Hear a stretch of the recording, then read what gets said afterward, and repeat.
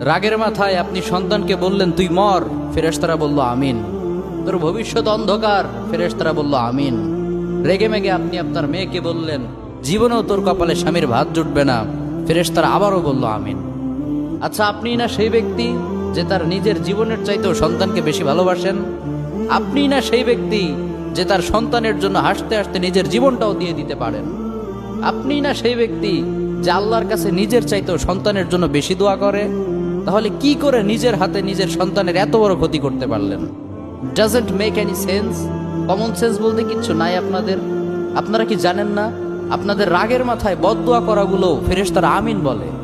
দাওয়াতুল ওয়ালিদ আলা ওয়ালাদি, বাবা মা তার সন্তানের জন্য যেই দোয়া করে সেটা ভালো হোক কিংবা বদদোয়া হোক, আল্লাহ সেটাই কবুল করে নেয়। এজন্য খবরদার, নেভার কার্স ইউর চিলড্রেন। রাগের মাথায় কখনো সন্তানকে অভিশাপ করবেন না। খুব বেশি রাগ উঠে গেলে তার জন্য উল্টা